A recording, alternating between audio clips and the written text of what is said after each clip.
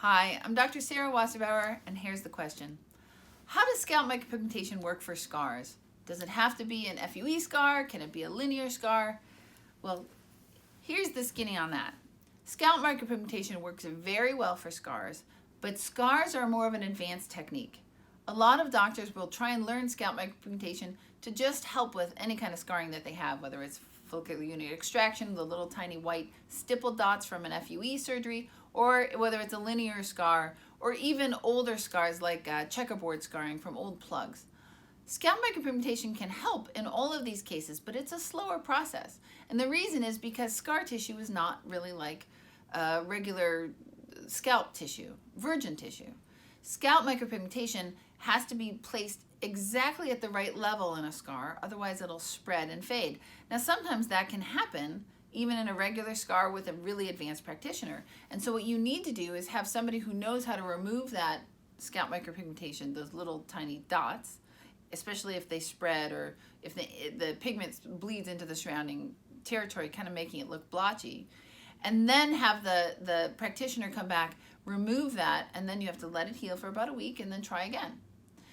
It is really important to have patience with this kind of process with scarring because the results can absolutely be splendid. Visually, I have seen scars where I got up really close and I've put on my glasses and I've said, you know, I can't feel any hair, but boy, that looks like there's hair there. And it's been our own scalp micropigmentation. It's almost embarrassing how good it can look.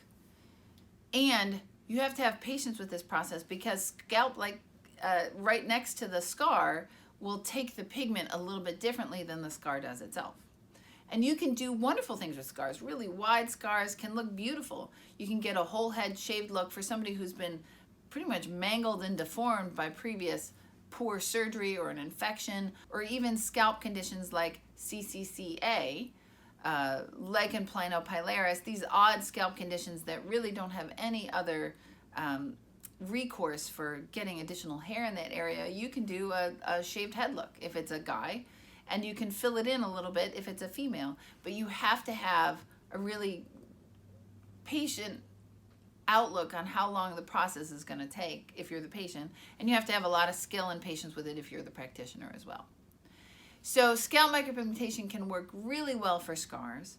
I love doing that when you're doing an FUE scar because then you see a dot and you fill it in, you see a dot and you fill it in.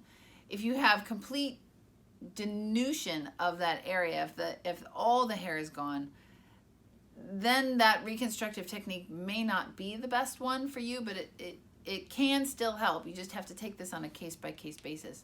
And in particular, if you have linear scars, scalp micropigmentation is one of those things that makes the whole question of should I do a linear excision process or do an FUE process, it makes that question kind of moot because it kind of doesn't matter. Either way, the scar can be taken care of in a lot of cases or vastly improved with scalp micropigmentation. So if you're considering doing a hair transplant surgery, or if you have previous scars from any kind of scalp procedure, even if it's a neurosurgery where you had a brain tumor removed or you had radiation therapy to parts of your scalp, scalp micropigmentation can definitely work well to help any of your scars. What I would just advise is have patience with the process and choose a practitioner who has patience and expertise as well. I hope that helps.